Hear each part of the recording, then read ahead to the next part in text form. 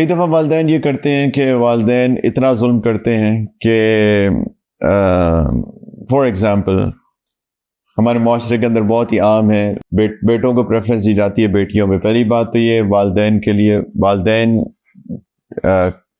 کے point of view سے اگر میں بات کروں تو یہ بہت بڑا ظلم ہے، کیونکہ زندگی کے اندر بیٹے اور بیٹیوں کے ساتھ انصاف کرنا لازم ہے. اگر کوئی تحفہ دیں، فار ایگزامپل گفٹ دیں، تو گفٹ دونوں کو برابر برابر دینا چاہیے، ایک طرح کا دینا چاہیے.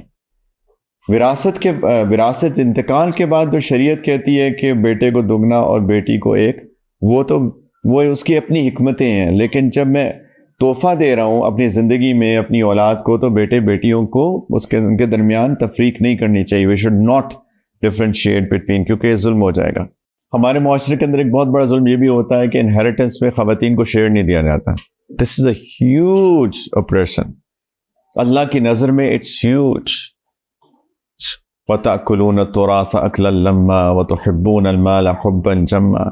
اللہ تعالیٰ فرماتے تو وراثت کا مال کھا جاتے ہو سارا، تو مال کی اتنی شدید محبت ہے. آگے پڑھ کے دیکھیے. كَلَّا إِذَا دُكَّتِ الْأَرْضُ دَكًّا دَكًّا وَجَاءَ رَبُّكَ وَالْمَلَكُ صَفًّا صَفًّا. اللہ تعالیٰ یاد کراتے ہیں اس دن کو جب تمہارا رب آئے گا حساب لینے. کس چیز کے لیے؟ کہ تم وراثت کا مال کھا گئے تھے، اور فرشتے لائن لگا کے کھڑے ہو جائیں گے تمہارا حساب لینے کے لیے. وَجِيَ يَوْمَئِذٍ بِجَهَنَّمَ، جہنم کو لایا جائے گا. يَوْمَئِذٍ يَتَذَكَّرُ الْإِنسَانُ، اس دن انسان کو یاد آئے گا. وَأَنَّىٰ لَهُ الذِّكْرَىٰ، آج سمجھ میں آنے کا کیا فائدہ. اتنی شدت ہے اس کے اندر. تو یہ بہت عام ہوتا ہے کہ خواتین کو وراثت میں حصہ نہیں دیا جاتا. خواتین کو چاہیے کہ وہ اپنا وراثت کا حصہ مانگیں. They must. ہمارے معاشرے میں یہ بھی ہوتا ہے، یہ دیکھو کتنی روڈ ہے کہ یہ اپنا حصہ مانگ رہی ہے. She is not rude, she is claiming her rights.